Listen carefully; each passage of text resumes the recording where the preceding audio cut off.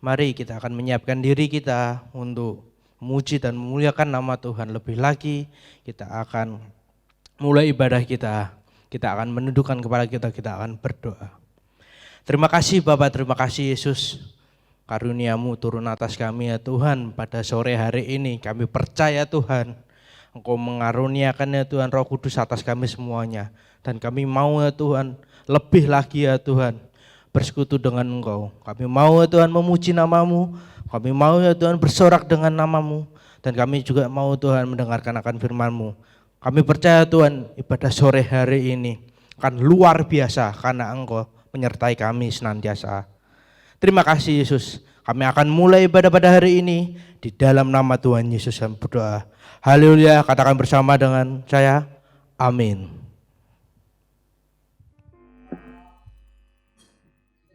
Shalom.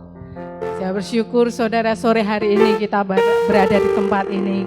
Mari kita angkat pujian kita yang terbaik bagi Tuhan. Sebab Dia sungguh baik, amat baik. Mari kita masuki gerbangnya Tuhan dengan hati yang bersyukur.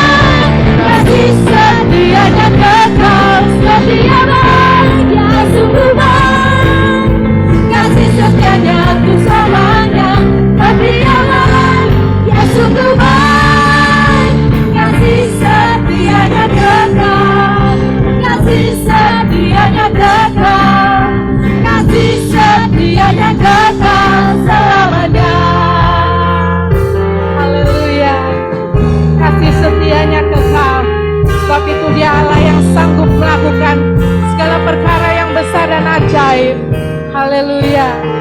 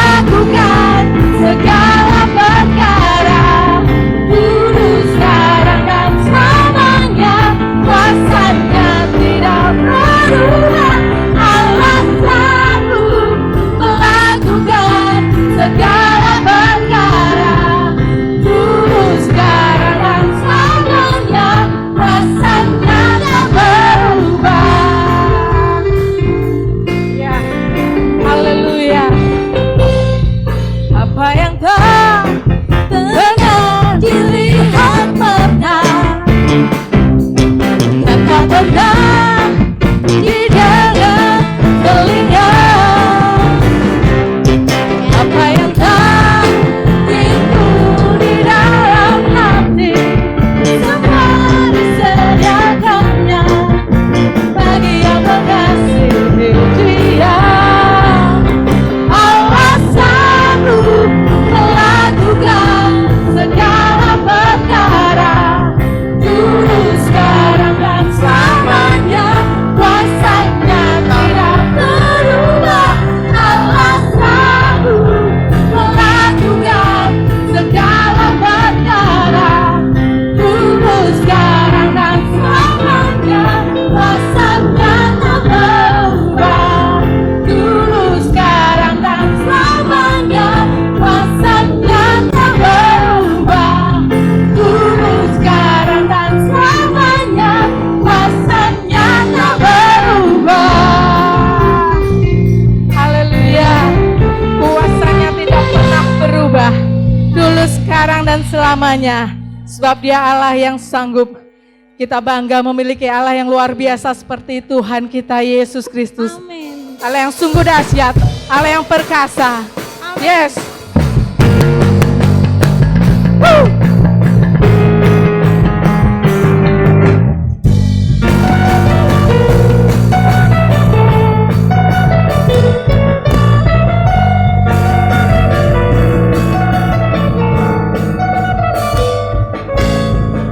Mari sama-sama katakan. Kuasa-Mu nyata dalam ciptaanmu, kasih-Mu nyata dalam perbuatanmu, ajaib dan perkasa besar dan mulia. Tak ada Tuhan seperti Kau Yesus. Katakan kuasa-Mu, kuasa-Mu nyata dalam ciptaanmu, kasih-Mu, kasih-Mu nyata dalam perbuatanmu, ajaib dan perkasa besar dan mulia. Tak ada Tuhan seperti Kau Yesus. Ku bangga memilikimu, ku ada, ku menyembahmu selamanya. Kala Tuhan di hidup, namamu dahsyat, dan megah, berkuasa atas segalanya. Dari kekal sampai kekal, Kaulah Tuhan.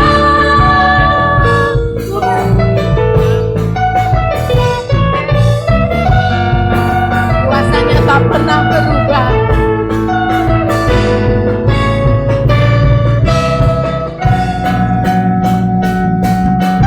Kuasa-Mu nyata dalam ciptaanmu, kasih-Mu nyata dalam perbuatanmu, ajaib dan perkasa besar dan mulia. Tak ada Tuhan seperti Kau Yesus. Ku bangga memilikimu, ku ada, ku menyembahmu selamanya. Kala Tuhan hidup, namamu dahsyat dan megah, berkuasa atas segalanya. Dari kekal sampai kekal, Kaulah Tuhan. Ku bangga memilikimu, ku ada, ku menyembahmu selamanya. Kala Tuhan hidup, namamu dahsyat, namamu dahsyat dan megah, berkuasa atas segalanya. Dari kekal sampai kekal, Kaulah Tuhan. Kaulah Tuhan. Kaulah Tuhan.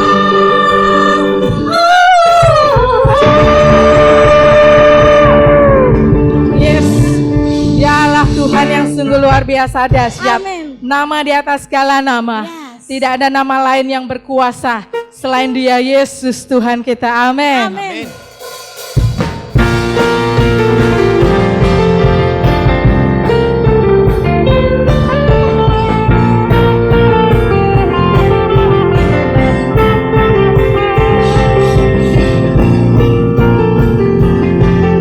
Ya Allah, menara yang teguh.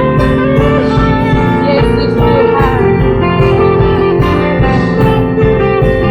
Namanya Tuhan, menara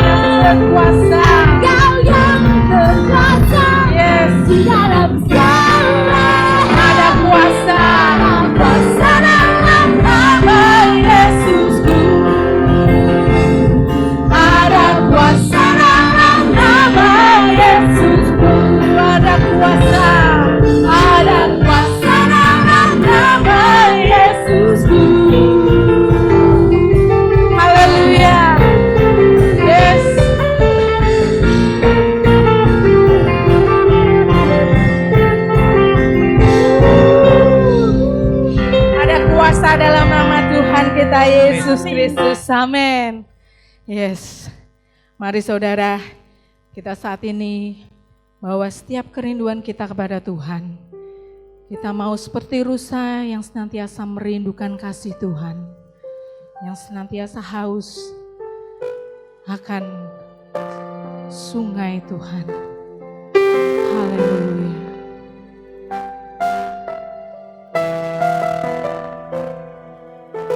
Bahwa setiap kerinduan kita saudara saat ini di dalam Tuhan, bahwa setiap hati kita di dalam Dia.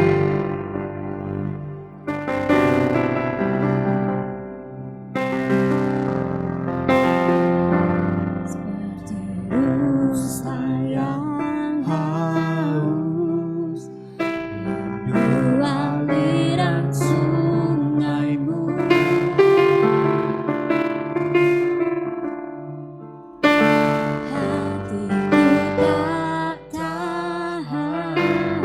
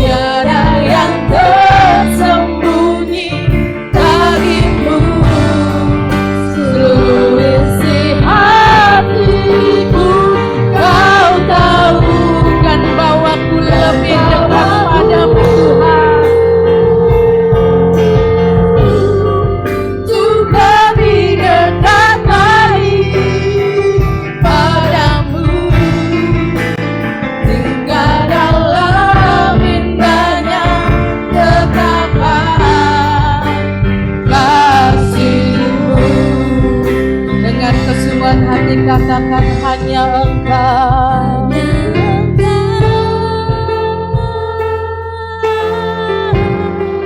Pribadi yang mengenal hatiku, tiada yang tersembunyi bagimu.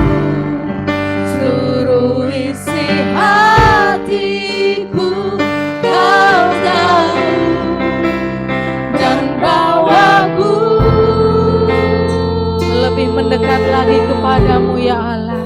Untuk lebih dekat lagi, Yesus, padamu. Tinggal dalam dekapan, dalam indahnya dekapan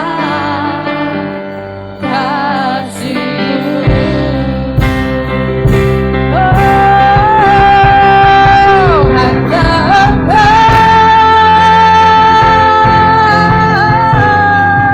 pribadi yang mengenal hatiku, tiada yang tersembunyi bagimu. Seluruh isi hatiku Kau tahu, dan bawaku untuk lebih dekat lagi padamu. Tinggal dalam indahnya dekapan kasih-Mu. Tinggal dalam indahnya, tinggal dalam indahnya dekapan kasih-Mu. Oh, tinggal dalam indahnya, tinggal dalam indahnya dekapan kasih-Mu.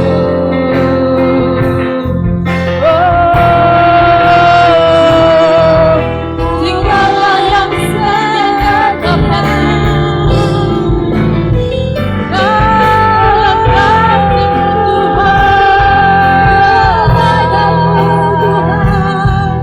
Yang tinggal dalam indahnya dekapan-Mu.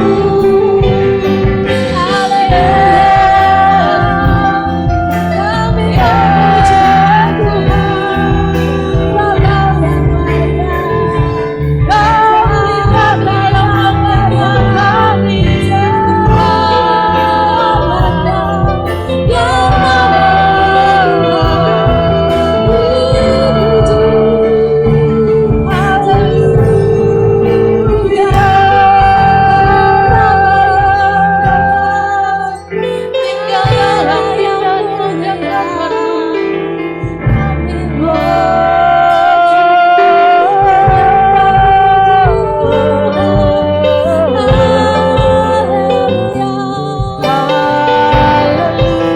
puja Tuhan.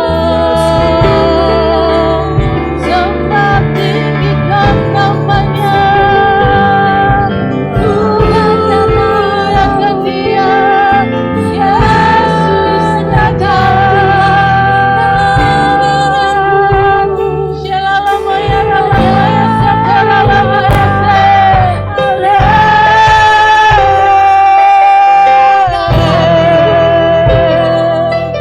iralamaya iralamaya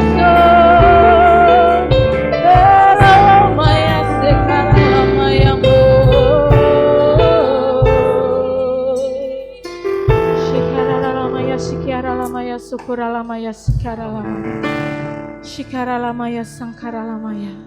Biarkan kami tinggal dalam dekapan-Mu ya Tuhan, sebab Engkau yang mengerti lebih lagi kehidupan kami. Biarkan kami Tuhan berjalan seperti-Mu ya Yesus, mengikuti setiap arahan-Mu ya Tuhan, sehingga kami hari lepas hari, kami mau seperti Engkau Tuhan, kami mau disempurnakan selalu seperti-Mu ya Bapa. Haleluya.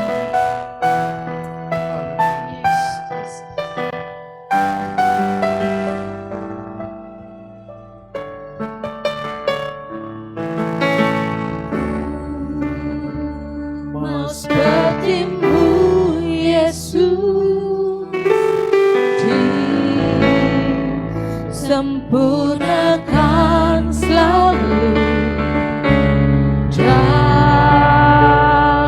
segala jalanku, memuliakan namamu. Ku mau sepertimu, ku mau sepertimu Yesus. Sempurnakan selalu dalam setiap jalanku, memuliakan namamu. Ku mau sepertimu, ku mau sepertimu Yesus. Sempurnakan selalu dalam setiap jalanku, memuliakan namamu. Ku mau sepertimu Yesus.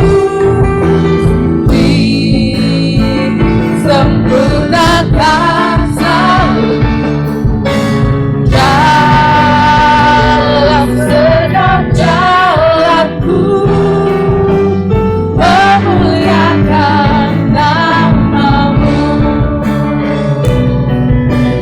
memuliakan namamu, memuliakan namamu.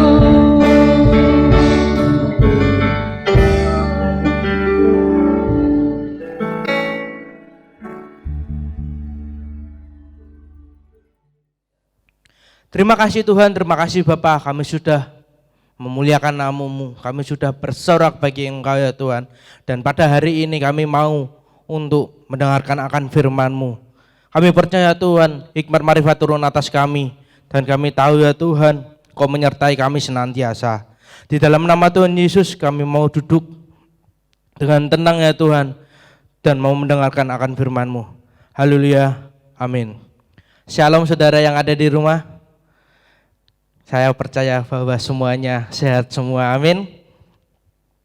Pada hari ini saya akan mau membahas bagaimana kita semua menjadi orang-orang yang rendah hati, orang-orang yang penuh Roh Kudus dan memprioritaskan Tuhan. Saya percaya hari ini saya mau membahas tentang Yosua dan sikap kita. Terlebih dahulu saya mau mengajak semuanya yang ada di rumah.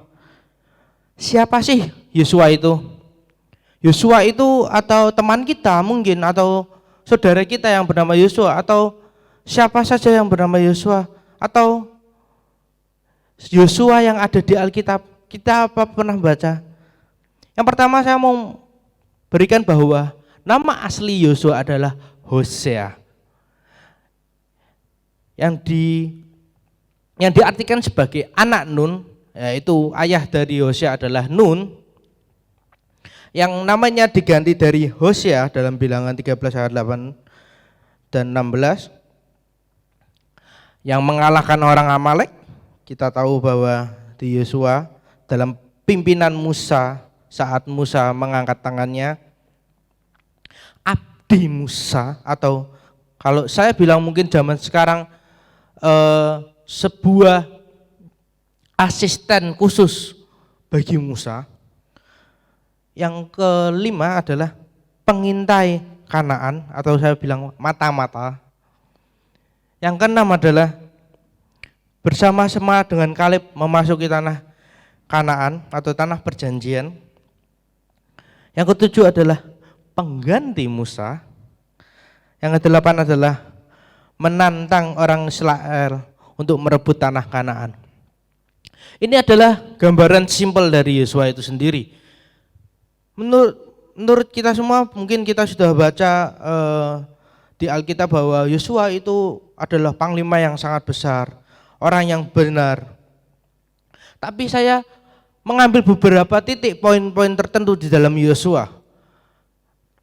Yosua itu menurut saya itu orangnya rendah hati. Kok bisa?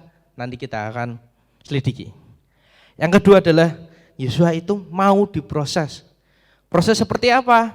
Proses membuat roti atau proses cara memasak. Yang ketiga adalah penuh Roh Kudus. Ini sangat penting ini. Bagaimana kita harus dipenuhi oleh Allah, bagaimana kita dipenuhi oleh Roh Kudus, dan bagaimana sikap kita ke depannya. Dan yang keempat, memprioritaskan Tuhan. Nanti ini adalah final dari semuanya. Menurut saya pribadi dia adalah the best commander. Kok bisa commander sih? Commander itu apa? Seorang panglima. Seorang panglima atau seorang jenderal yang terbaik. Karena dia adalah pemimpin penyerangan orang Amalek. Dia adalah seorang panglima yang besar. Dia adalah orang tentara yang baik. Dia siap untuk menghunus pedangnya. Dia berani untuk maju demi Tuhan. Tapi dia juga abdi yang setia. Kok bisa abdi? Abdi itu kan sebuah, kalau saya bilang mungkin sebuah budak atau sebuah bawahan aja. Sudah panglima bagus-bagus, kenapa menjadi abdi? Kenapa menjadi bawahan lagi? Kenapa? Kenapa Yosua mau? Dan yang ketiga menurut saya dia adalah orang yang positive thinking. Kok bisa positive thinking? Nanti kita lihat bagaimana dia bisa menjadi orang yang pertama, yaitu rendah hati. Kok bisa rendah hati? Saya akan membacakan pada Yosua 3 ayat 1 sampai 17. Sebelum memasuki sungai Yordan, Tuhan berbicara kepada Yosua, dan Tuhan berfirman kepada Yosua, pada hari inilah aku mulai membesarkan namamu di mata seluruh orang Israel, supaya mereka tahu bahwa seperti dahulu aku menyertai Musa, demikianlah aku akan menyertai engkau. Ingat, kata-kata yang dikatakan Tuhan kepada Musa adalah dia akan menyertai Yosua seperti Musa. Tapi perhatikan apa yang dikatakan Yosua kepada bangsa Israel. Ini yang membuat saya suka kepada Yosua. Kenapa? Dia sangat rendah hati. Lagi kata Yosua. Oke, ini slide-nya biar keluar dulu. Oke. Dan dari hal inilah akan kamu ketahui bahwa Allah yang hidup ada di tengah-tengah kamu, dan bahwa sungguh-sungguh akan dihalaunya orang Kanaan, orang Het, orang Hewi, orang Feris, orang Girgasi, orang Amori, dan orang Yebus itu dari depan kamu. Nah, kok harusnya kalau saya menjadi Yosua, kalau saya menjadi panglima perang dan mendapat firman akan Allah, saya akan menyampaikan sesuai dengan apa yang Tuhan inginkan, apa yang Tuhan mau, dan apa yang Tuhan suruh. Kalau saya menjadi Yosua,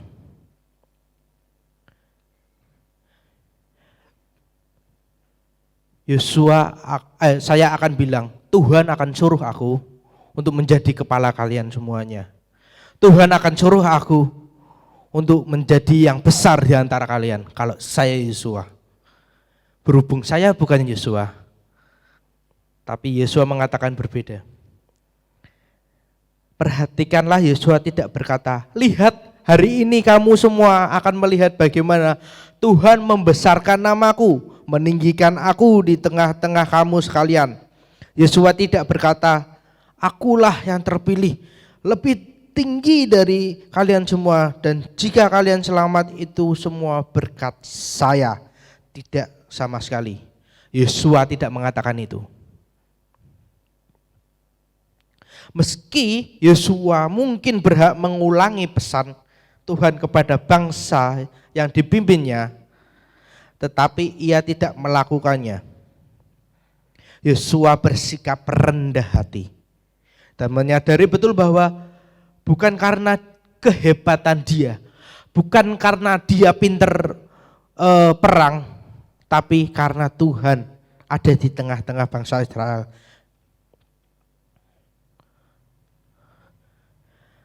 Apa yang dikatakan Yosua adalah, dari hal inilah akan kamu ketahui bahwa Allah yang hidup ada di tengah-tengah kamu. Kita tahu bahwa rendah hati itu sulit. Rendah hati itu sangat menjengkelkan. Saya percaya banyak orang-orang di sini kalau di rendah hati itu sangat sulit. Tapi kita perlu yang namanya proses supaya kita bisa rendah hati. Ini saya berikan ada mungkin sekitar 20. Semuanya saya berikan kepada kita Anda semuanya, bahwa ini salah satu cara atau proses membuat kue yang paling lembut menurut saya. Ini ada bahan-bahannya. Bahan-bahannya yaitu 150 gram tepung terigu diayak. Kemudian ada 4 butir telur, ada setengah sendok vanili dan sebagainya.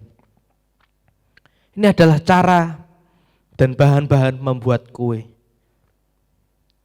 Tapi kita lihat bahan yang hanya begitu sedikit tapi memiliki proses yang begitu mudah, dan kita tahu bahwa mungkin cara membuat kue ini memiliki waktu yang cukup panjang, sekitar 1 jam, mungkin ada yang bilang 2 jam, ada yang bilang seharian.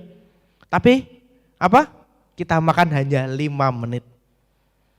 Rasanya bagaimana? Tergantung dari prosesnya. Kita lihat bahwa ada 9 proses cara membuat kue. Berarti bukan 1, bukan 2, bukan 3, bukan 4, bukan 5, tapi ada 9 cara buat kue. Dari sini, dari bahan ini, dari cara ini saya melihat bahwa proses tidak mungkin sekali. Ingat, Yosua memiliki proses. Dia bisa rendah hati, dia diproses. Yosua itu memiliki proses yang panjang. 40 tahun keluar dari Kanaan, sampai di Kanaan pun, keluar dari Mesir sampai di Kanaan pun dia memiliki waktu 40 tahun. Jadi abdi Musa dan jadi panglima. Itu bukan hal yang menurut pribadi adalah bukan hal yang cukup mudah, tapi itu adalah hal yang sangat sulit. Proses itu panjang, ingat, tapi menghasilkan. Bagaimana kita tahu proses itu selesainya kapan?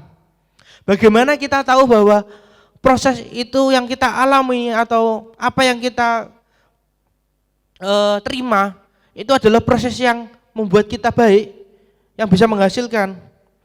Ingat, saya mau korek dari Yosua. Yang pertamanya adalah dia adalah orang panglima perang. Di Keluaran 17 ayat 8 sampai 10 kita bisa lihat. Dia memimpin bangsa Israel untuk perang. Yang kedua, dia jadi abdi Musa.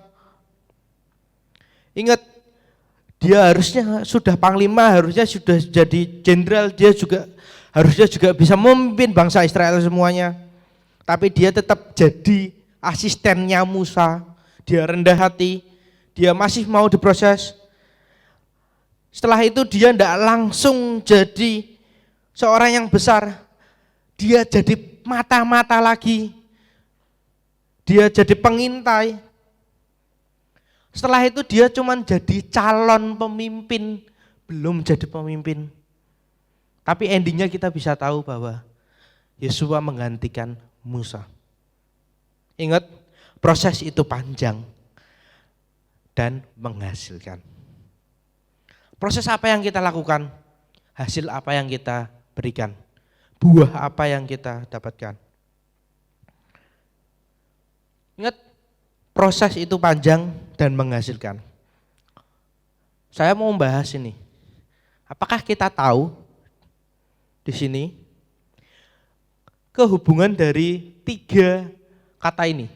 Yang pertama adalah susu, yang kedua adalah hewan, yang ketiga adalah tanaman. Yang pertama adalah susu. Susu itu sehat dan selalu memberikan nutrisi yang baik. Ingat, susu itu sehat, memberikan nutrisi yang baik. Kita minum susu sapi, susu kambing, itu sangat baik buat kita. Dan yang kedua adalah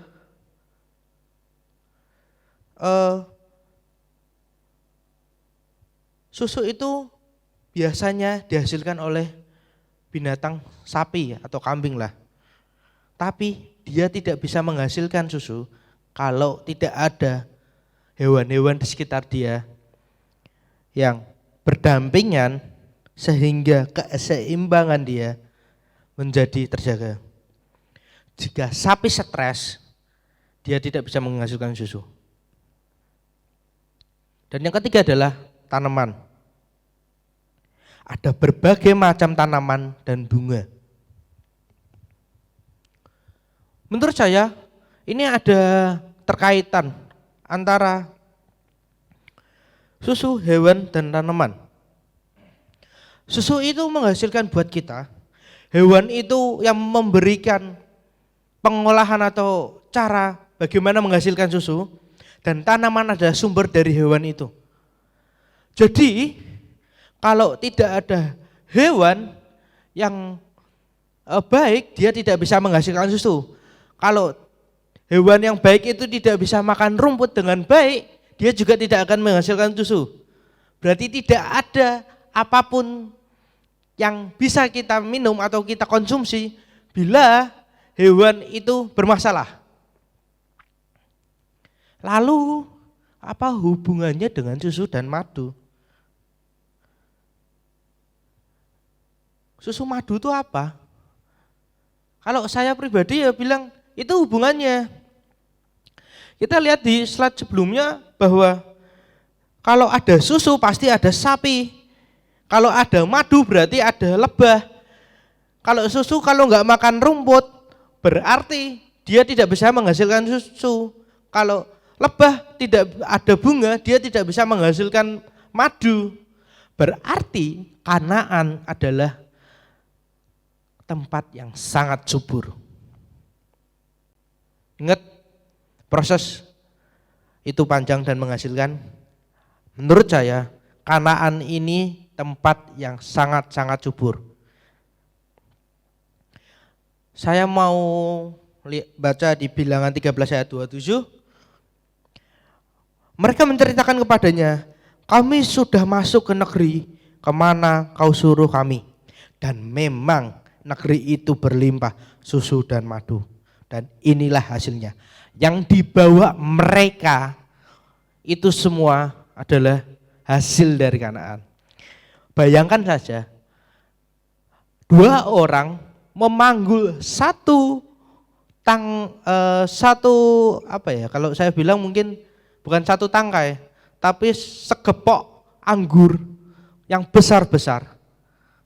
Itu mungkin kalau saya lihat atau saya bandingkan, itu satu bundar anggur itu mungkin setelapak tangan saja atau sebesar buah mangga. Bagaimana besarnya atau bagaimana hasil yang akan didapat oleh Musa. Dan yang bilang ini bukan hanya Musa saja. Orang-orang ke-12 pengintai ini mengatakan, benar, kami sudah masuk dan di sana memang banyak dan besar dan ini hasilnya. Mereka membawa pulang. Dan arti susu dan madu itu tempat yang sangat-sangat subur. Ingat ke-12, ke-10 orang pengintai mengatakan bahwa memang benar besar, tapi orang di sana orangnya besar-besar lebih. Orangnya raksasa, kita nggak bisa masuk ke sana. Kita nggak bisa menerobos masuk Kanaan. Orangnya itu gede-gede. Bahkan banyak orang yang mengatakan bahwa di sana bisa makan, manusia bisa dimakan. Banyak isu-isu yang beredar. Tapi ingat, Yosua penuh dengan Roh Kudus.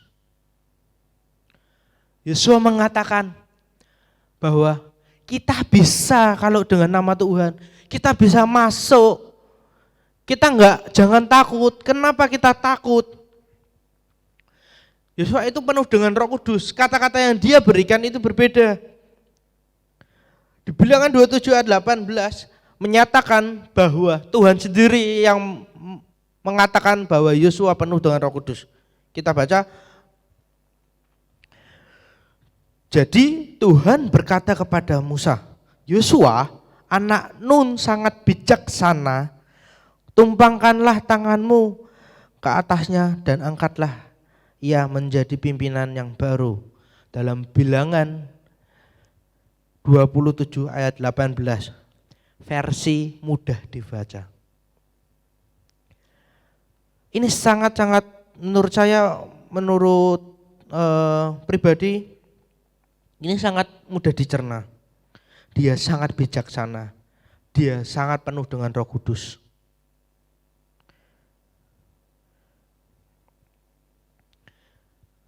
Yosua adalah orang yang penuh dengan Roh Kudus, rendah hati. Dan menurut saya dia adalah, ini yang paling penting, dia mau diproses. Tapi kesemuanya itu tidak berarti, tidak berguna kalau kita tidak melakukan ini. Kita tidak melakukan bahwa Tuhan adalah segalanya. Kita tidak memprioritaskan Tuhan. Percuma kita rendah hati, percuma kita mau diproses, percuma kita mau menjadi orang yang membantu orang lain. Kita percuma menjadi orang yang sangat kaya, percuma kita mau menjadi orang yang sangat besar. Percuma kita orang yang penuh Roh Kudus. Percuma nyanyiku lebih baik daripada kamu. Percuma kita memuji memuliakan nama Tuhan kayak tadi itu dengan sorak-sorai. Percuma kita semuanya itu kalau kita tidak memprioritaskan Tuhan. Yosua tak bisa dikatakan memprioritaskan Tuhan. Menurut saya ayat ini yang akan mengatakannya. Saya akan bacakan di Yosua 24 ayat 15. Tetapi jika kamu anggap tidak baik untuk beribadah kepada Tuhan, pilihlah pada hari ini kepada siapa yang kamu beribadah. Allah kepada nenek moyangmu beribadah di seberang sungai Efrat, ataulah orang Amori yang negerinya kamu diami ini. Tetapi aku dan seisi rumahmu kami akan beribadah kepada Tuhan. Ini menurut pribadi saya, ini Yosua sudah sangat jengkel kepada orang Israel. Orang Israel sudah masuk ke tanah Kanaan, tapi dia tidak mau menyembah Tuhan yang membawa mereka untuk masuk ke tanah Kanaan. Dia sudah sangat jengkel dan mengatakan bahwa terserahlah kamu mau menyembah siapa, terserahlah kamu mau memprioritaskan siapa, kamu mau menyembah Baal-Baal yang ada di sana, kamu mau menyembah orang-orang yang besar di sana, tapi aku dan seisi rumahku, semua keluargaku akan menyembah Tuhan. Dan pertanyaannya adalah, siapa yang kita sembah? Mohon maaf, siapa yang disembah bangsa Israel? Yang pertama adalah Tuhan yang benar. Tuhan yang terus menuntun mereka sampai ke tanah Kanaan, atau Tuhan yang dulu, Allah-Allah nenek moyang mereka yang pada masa lampau yang masih ada di bangsa Mesir, atau Tuhan orang lain, Allah-Allah bangsa yang tadinya diam di tanah Kanaan, yang Allah-Allah yang ada dari dulu situ yang direbut oleh bangsa Israel. Bangsa Israel dikasih pilihan sama Yosua seperti itu. Mereka disuruh milih. Lalu implikasinya gimana? Siapa yang kita utamakan? Kita mau menyembah siapa? Kita mau menyembah Tuhan yang benar, yang terus menuntun kita senantiasa, yang hidup saat ini, yang sampai sekarang melindungi kita, memberkati kita, menyertai kita, atau Tuhan yang dulu penyembahan berhala dan roh-roh nenek moyang dulu, klenik-klenik dahulu. Ada yang orang bilang, itu rohnya Mbah Kunti, atau itu roh apa. Kita mau menyembah yang mana? Kita mau percaya seperti itu. Atau jangan-jangan kita menyembah Tuhan orang lain, terhasut oleh orang lain, percaya akan pengajarannya tanpa ada kebenaran di dalamnya. Kita mau menyembah mana? Menyembah Tuhan kita selama ini yang sangat-sangat hebat dan dahsyat, dan percaya bahwa Dia hidup di tengah-tengah kita, atau Tuhan yang dulu yang masih roh-roh itu, yang masih klenik-klenik, yang harus menyembah di bawah pohon dan harus memberikan bunga-bunga dan memberikan sajen-sajen. Atau kita mau menyembah Tuhan orang lain, Tuhan yang enggak tahu kebenarannya di mana. Tuhan hanya bilang, pokoknya Tuhanku yang benar. Atau kita harus menyembah Tuhan mereka, atau patung-patung yang ada di luar sana. Kita harus menyembah yang mana?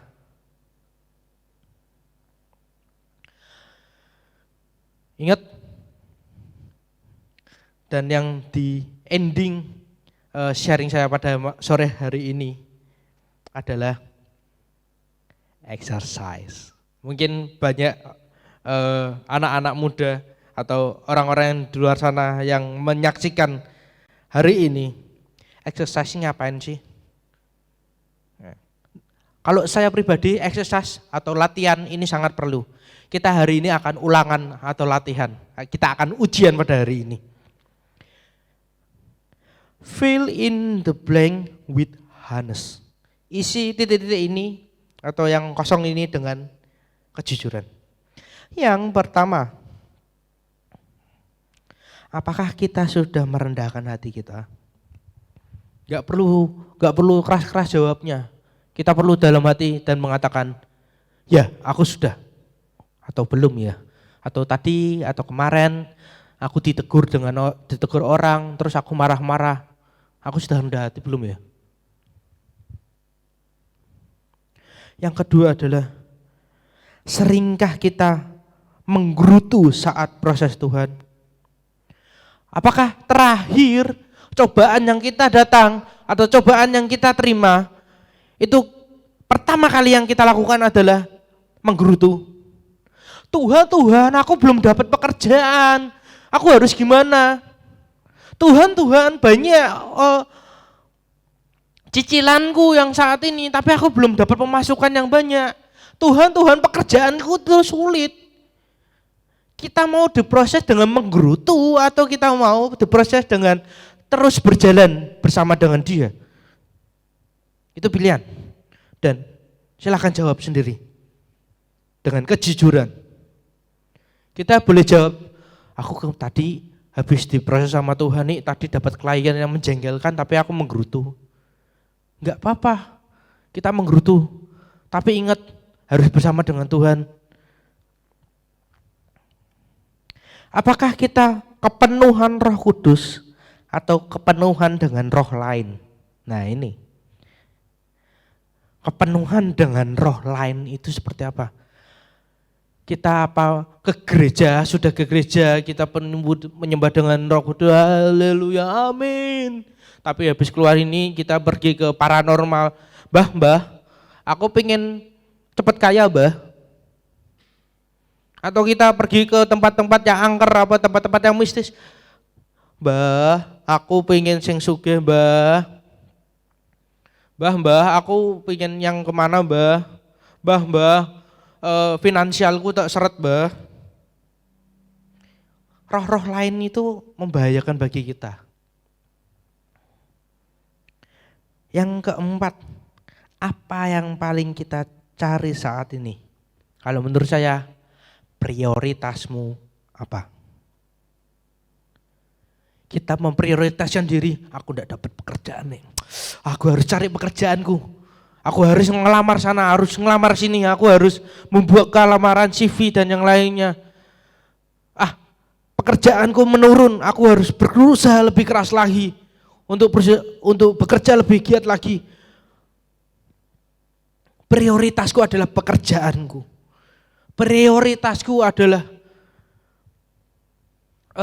bagaimana aku bisa memimpin perusahaanku. Prioritas kita apa? Apa yang paling kita cari saat ini? Oh mungkin pacar saya, aduh aku belum punya pacar, aku cari pacar, prioritasku akan cari pacar. Atau membahagiakan istri atau suami. Prioritas kita apa? Dan dari exercise ini semua, dari latihan ini semua, kita akan mendapat jawabannya. Jawabannya adalah tanya orang yang paling dekat dengan Anda. Itu akan menggambarkan kejujuran Anda. Yang aku kok sudah rendah hati apa belum sih? Aku kelihatannya orangnya rendah hati banget. Coba tanya yang orang paling dekat dengan Anda, suami, istri. Kamu tuh bukan orang yang rendah hati, kamu tuh meninggikan diri, kamu tuh sombong. Loh kok bisa? Biasanya orang-orang yang dekat dengan kita adalah orang-orang yang penuh dengan kejujuran. Dia bisa merasakan kita dan dia bisa memberikan empati yang baik atau timbal balik yang baik. Dan pertanyaan untuk saudara sekalian, orang di sekitar Anda atau orang yang paling dekat dengan Anda itu mengenal Anda atau tidak? Kita harus dekat dengan Tuhan. Kita harus memprioritaskan Dia. Dengan begitu, apapun yang kita minta, kerendahan hati, mau diproses penuh dengan Roh Kudus, itu akan berguna bagi kita semuanya. Kita bisa lihat Yosua, dia dari awal rendah hati, dia dari awal mau diproses. Dengan begitu dia mau dengan penuh Roh Kudus dan yang diutamakan dia adalah Tuhan. Kita terkadang melihat dari sisi mana kita melihat Tuhan. Kalau kita melihat pesawat itu dari sini ke atas, pesawatnya kecil. Tapi kalau kita pergi ke bandara, lihat, pesawatnya besar. Berarti itu ada jarak. Kalau kita jarak dengan Tuhan itu kecil, kalau kita melihat Tuhan itu kecil sekali, berarti jarak kita dengan Tuhan itu sangat-sangat jauh. Kalau kita melihat Tuhan itu sangat dahsyat, sangat besar, berarti kita sama Tuhan itu dekat. Bagaimana kita bisa memprioritaskan Tuhan untuk kita semuanya. Amin saudara. Kita akan tutup pada hari ini, kita akan firman ini, kita akan berdoa. Terima kasih Tuhan, terima kasih Bapa. Kami percaya Tuhan bahwa Engkau memberikan kerendahan hati ini kepada kami ya Tuhan. Dan kami mau diproses akan Engkau. Dan kami mau ya Tuhan untuk semuanya, untuk keluarga kami ya Tuhan, untuk saudara-saudara kami. Kami semuanya penuh dengan Roh Kudus. Dan yang paling penting Tuhan, kami mau memprioritaskan Engkau. Kami percaya Tuhan, apapun yang kami miliki ini tidak ada apapun dibandingkan dengan kedahsyatan Engkau. Kami percaya Tuhan bahwa Engkau selalu berada di sisi kami dan Engkau akan selalu berada bersama dengan kami. Terima kasih Yesus. Di dalam nama Tuhan Yesus kami berdoa. Haleluya. Amin.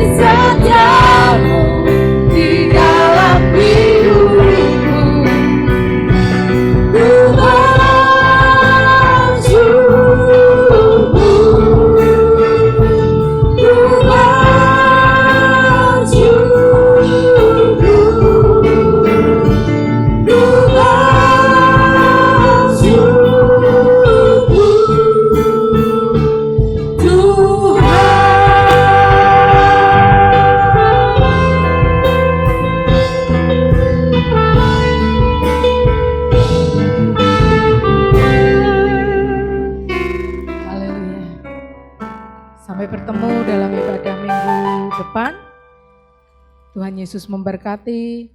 Jesus love you.